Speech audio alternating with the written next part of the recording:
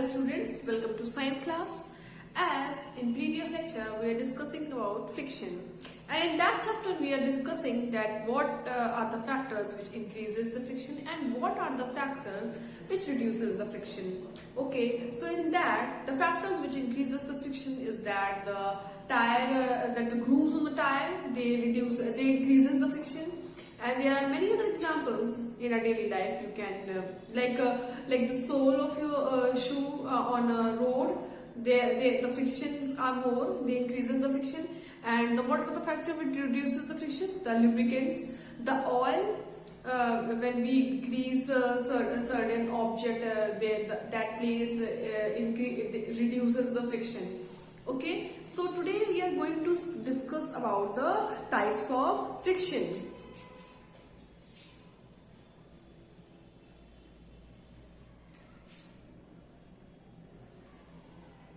Types of friction. First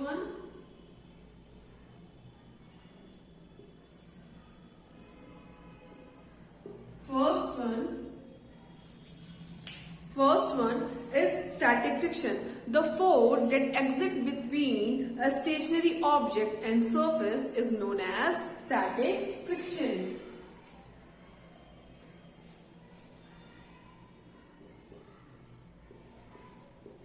The friction that exists between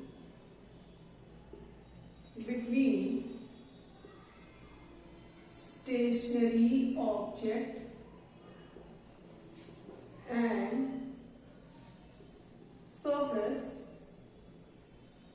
Okay, तो static friction को हम क्या कहते हैं? वो फ्रिक्शन जो प्रेजेंट होता है कि स्टेशनरी ऑब्जेक्ट और सरफेस के बीच में, उसे हम कहते हैं स्टैटिक फ्रिक्शन. ओके, सपोज एक ऑब्जेक्ट है, ये एक ऑब्जेक्ट है सरफेस पे, बस ऐसे करके रखा हुआ है, ठीक है, मूव नहीं कर रहा है, वो अपने स्टिल पोजीशन पे है, स्टेशनरी पोजीशन पे, उसे हम कहते हैं स्टैटिक फ्रिक्शन.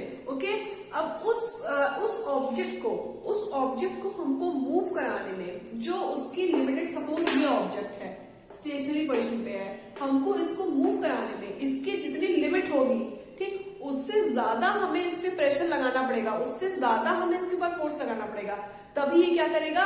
मूव करेगा. ओके, कोई भी ऑब्जेक्ट जो अपनी स्टेशनरी पोजीशन पे, हमें उसके लिमिटेड फोर्स से ज्यादा ही उसके ऊपर फोर्स लगाना पड़ेगा, ठीक है, वही उसका क्या कहलाएगा? मेजर कहलाएगा. वही उसका कहलाएगा major. And only then that object are going to move. ठीक, तो these are called static friction. Now the next one is sliding friction.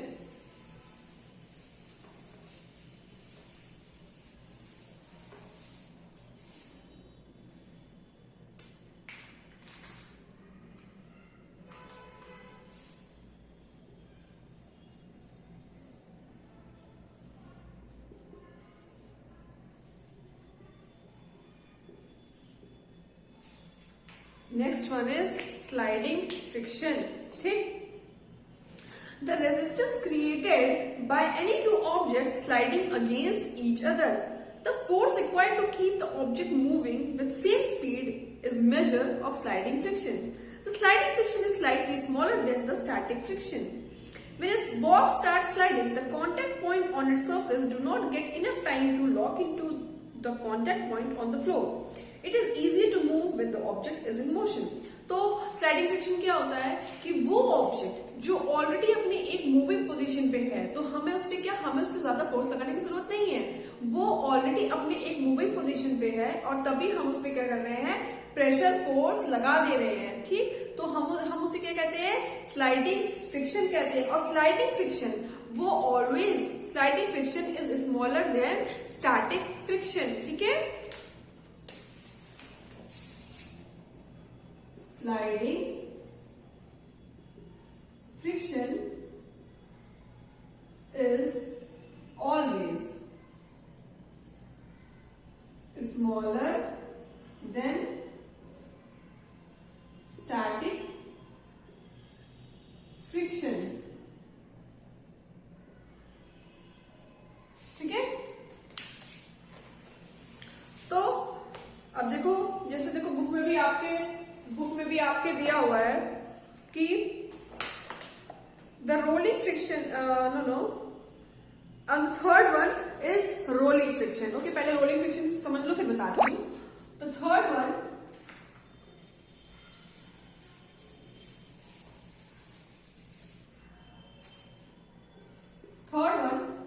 is rolling friction. Third one is rolling friction.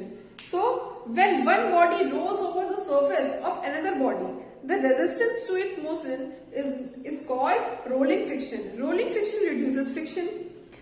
Rolling reduces friction. It is always easier to roll than to slide a body over than another. So rolling friction always smaller होता है. Suppose ये book है और इसके नीचे आपने 3 pen रख दिए, ये 3 पेन है, ठीक है, These are 3 पेन्स। अब इसके ऊपर से अगर आप कोई बुक मूव कराओगे तो क्या होगा, बहुत ही जल्दी इजी वे में मूव हो जाएगा। ठीक, यहाँ पे फ्रिक्शन क्या रहेगा, फ्रिक्शन इज लेस। अगर कोई बुक या कॉपी आप नॉर्मल मूव करा रहे हो किसी सरफेस के ऊपर, ठीक, तो भाई ये तो नॉर्मल तरह से मूव हो रहा है, तो इसमें फ्रिक्शन क्या होगा, ज्यादा होगा। ओके, तो रोलिंग फ्रिक्शन सबसे ज्यादा रोलिंग ऑब्जेक्ट में सबसे ज्यादा कम होता है फ्रिक्शन। ठीक, देखो, since the rolling friction is smaller than sliding friction, पहले क्या था, sliding friction is smaller than static friction, and now here it is rolling friction is smaller than sliding friction. तो सबसे ज्यादा फ्रिक्शन होता है स्टैटिक में। If the question asks that arrange the static sliding and rolling friction in increasing order, ठीक, arrange the static rolling and sliding friction in decreasing order, ठीक है। तो static friction में क्या होता है, फ्रिक्शन सबसे ज्यादा होता है, स्लाइडिंग में होता है, एंड देन रोलिंग में होता है। Okay, static, sliding and then rolling. सबसे कम फ्रिक्शन होता है रोलिंग में। एज यू हैव सीन कि जो सूटकेस होता है उसमें जो गोल गोल पहिया होता है, ठीक है, जिसको कोई छोटा बच्चा भी बहुत ही इजीली घसीटते हुए चला जाता है। ठीक, क्यों चला जाता है, क्योंकि उसमें गोल गोल बॉल बेरिंग्स लगी होती हैं, ठीक है, और गोल गोल बॉल लगी होती हैं, और वो बहुत ही इजीली स्लाइडली स्मूथली चला जाता है। तो ये तो मैंने पहले ही बताया है कि स्मूथ सरफेस पे फ्रिक्शन बहुत कम होता है, रफ सरफेस पे फ्रिक्शन बहुत ज्यादा, मतलब सबसे ज्यादा होता है। कंपेरेटिवली स्मूथ रफ सरफेस पे फ्रिक्शन ज्यादा होता है। Okay, as it has been given in your book. तो rolling reduces friction, wheels reduces friction, and ball bearings reduces friction, ठीक है। सो जैसे कि देखो, common example are the use of ball bearings between hubs and the axles of ceiling fans and bicycles. आप देखो, जो bicycles होते हैं उसमें जो वो एक आपने देखा होगा कि गोल गोल जिसमें कॉपर वायर्स होते हैं, वो भी फ्रिक्शन रिड्यूस करते हैं। और जो सीलिंग फैंस होंगे आपके घर में, उसमें जो गोल बीच में गोल टाइप का होता है, वो भी क्या करता है, वो भी रोल करता है ना, तो उसमें भी फ्रिक्शन बहुत ही कम होता है। ठीक है, हाँ, तो नेक्स्ट इज फ्लूइड फ्रिक्शन।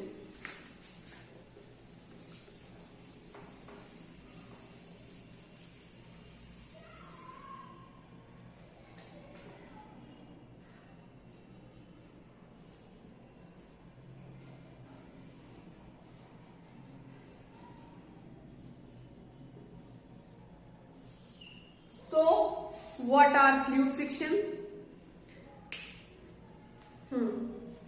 देखो, पहले यहां से पढ़ते हैं। Water, gases and liquid are called fluid. ठीक, in science you can say gas and liquid, they are called fluid.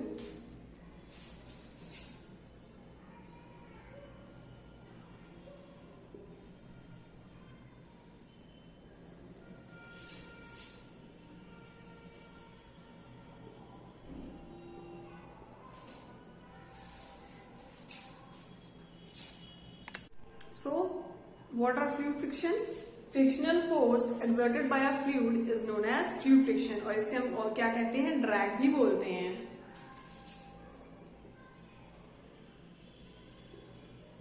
Frictional force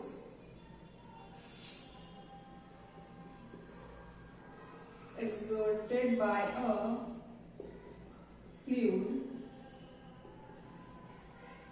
is called as a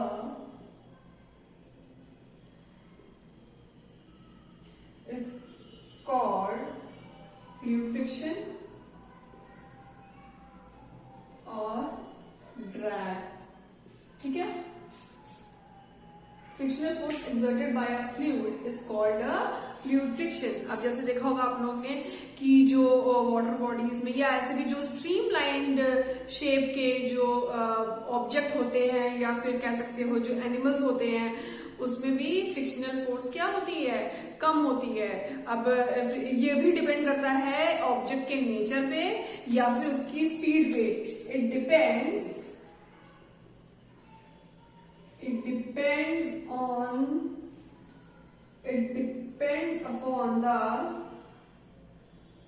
upon the speed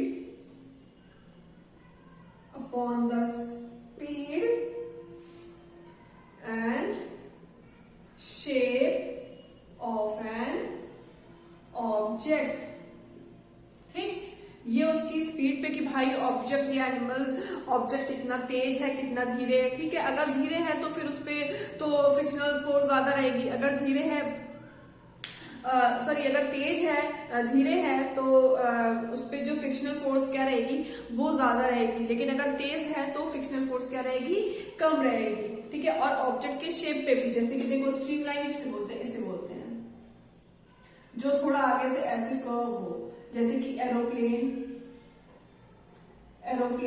या किसी bird का भी शेप ऐसे होता है. ठीक, एंड एक्वेटिक एनिमल्स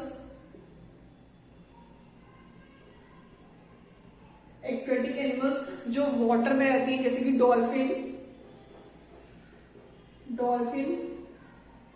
ठीक है, इन सब पे भी डिपेंड करता है. ठीक, और देखो ये लिखा हुआ है कि you know that air is very light and thin, yet it exerts frictional force on object moving through it. Similarly, water and other liquid exert force of friction when object move through them. In science, the common name of gases and liquid is fluids. So, we can say that the fluid exerts force of friction on object in motion through them. The frictional force exerted by fluid is also called drag. The frictional force of an object in the fluid depends on the speed with respect to the fluid. The frictional force also depends on the shape of the object and the nature of the fluid. कि fluid का nature कैसा है. ठीक है, it obvious when the object moves through fluids, they overcome the frictional acting on them. In this process, they lose energy. Efforts are therefore made to minimize friction. So objects are given special shape. Where do you think scientists get hints for these shapes? From nature, of course. Birds and fish have to move about in fluids all the time. Their body must have evolved to shapes which would make them lose energy. In overcoming friction, you read about shapes in class 6. देखो, जैसे कि aeroplane. Do you find any similarity in its shape of the bird? In fact, all vehicles designed to have shapes which reduces friction. So, बहुत सारे vehicles को इसी तरह design किया जाता है. ठीक है, टू रिड्यूसेस फ्रिक्शन. ठीक, और we have tell about the, देखो, fluid friction can be minimized by giving suitable shapes to body moving fluid. तो हम उनके शेप दे सकते हैं जिसकी वजह से फ्लूइड फ्रिक्शन को क्या करा जा सके, मिनिमाइज करा जा सके. हम उसको ऐसा शेप दे सकते हैं जिसकी वजह से उसका जो शेप है उसको हम मिनिमाइज कर सके. So in page number 155, frictional opposes the motion between the surface in contact with each other. ठीक है, उसके क्या करता है, मोशन को, जब मोशन कांटेक्ट में आता है सरफेस के, ठीक, उसको क्या करता है, अपोज करता है. Friction depends on the nature of the surface. ये तो हम फ्रॉम द फर्स्ट डे पढ़ रहे हैं जब से फ्रिक्शन का चैप्टर स्टार्ट किए हैं. Friction produces heat. Suppose when you in winter you rub your hand, ठीक है, तो उसके बीच में भी क्या होती है, हीट प्रोड्यूस होती है, तो वो भी किस वजह से होती है, due to friction. Sprinkling of powder on the carom board dash friction, it reduces friction। अगर आप उसमें पाउडर डाल दोगे, ठीक है, तो पाउडर क्या करता है, एक थोड़ा सा लुब्रिकेंट टाइप का है, ठीक, तो जब स्ट्राइकर से स्ट्राइक करते हैं तो बहुत ही इजीली वो छेद में चला जाता है, तो वो क्या करता है, वो भी फ्रिक्शन को क्या करता है, रिड्यूस करता है। Sliding friction is less than the static friction, ठीक है, and rolling friction is less than the sliding friction as well as static friction. सबसे ज्यादा फ्रिक्शन किसमें होता है, स्टैटिक पे, देन स्लाइडिंग में, एंड देन रोलिंग में सबसे कम होता है। तो एक क्वेश्चन देख लो, ये सब तो बता ही दिया है कि why friction is necessary to hold something when you walk, ठीक है, and when you stop moving object, ठीक है, जब आप सडनली जा रहे हो, सडनली आपको मतलब सामने कोई आ गया, आपको ब्रेक लगाना है, ठीक है, आपकी व्हीकल स्टॉप हो जाती है, वो क्यों स्टॉप होती है, अगर वो स्टॉप नहीं होगी तो आपका एक्सीडेंट हो जाएगा, लेकिन वो किस वजह से स्टॉप होती है, क्योंकि उसमें फ्रिक्शन प्रेजेंट है, आपके टायर में एंड द सर्फेस में इरेगुलरिटीज ज्यादा है, ठीक, इंटरलॉकिंग की प्रॉपर्टी ज्यादा है, ठीक है। Friction is an evil. अब फ्रिक्शन इविल भी है कि जिसमें फ्रिक्शन नहीं होता है वो मटेरियल इजिली कट टूट जाता है, ठीक है, ये सब बता ही दिया है। So page number 155, question number 4. Suppose your writing desk is tilted a little. A book kept on it starts sliding down. Show the direction of frictional force acting on it. Okay? So यहाँ पे देखिए,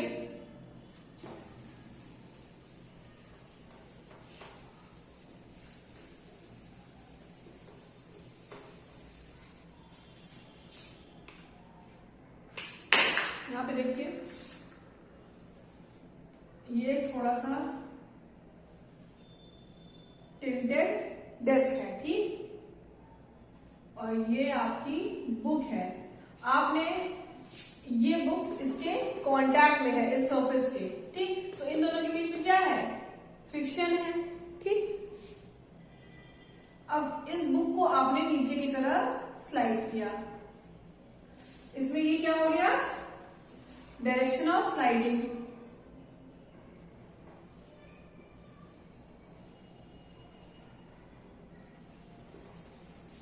direction of sliding, और इसका frictional force कहां हो गया, upward.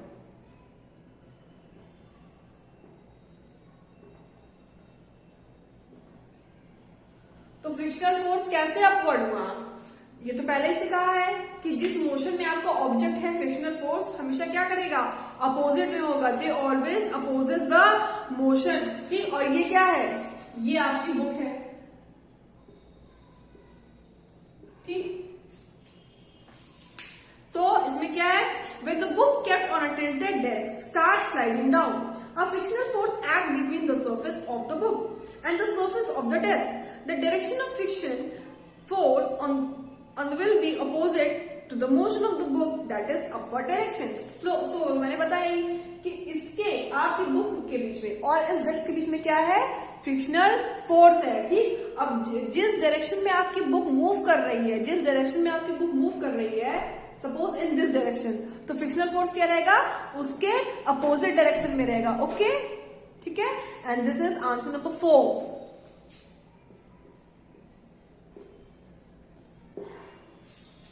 Okay, so next question is 5. You spill a bucket of soapy water on a marble floor accidentally.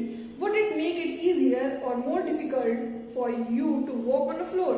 So, अगर आपने एक पानी मतलब सोपी वाटर अगर आपने जमीन पे फैला दिया है, तो अब वहां पे क्या हो जाएगा, फ्रिक्शनल फोर्स कम हो जाएगी, तो आपके पैरों के बीच में और सरफेस के बीच में जो ग्रिप होगी वो क्या होगी, कम हो जाएगी, ठीक है, वहां पे इंटरलॉकिंग की जो प्रॉपर्टी है वो कम हो जाएगी, ठीक, फ्रिक्शनल फोर्स कम हो जाएगी, और तो उसमें क्या होगा, हमें डिफिकल्टी होगी चलने में, ठीक है। जैसे कि एक अच्छे तरह से देख लो, when soapy water is spilled on the floor, the friction between the ground and the feet is reduced. Due to less friction, the feet will not get a proper grip on the floor and it will difficult to walk on a soapy floor.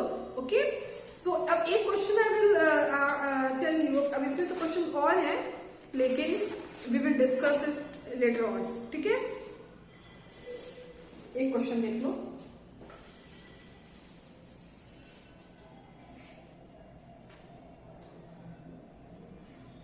If we apply oil on door hinges, the friction will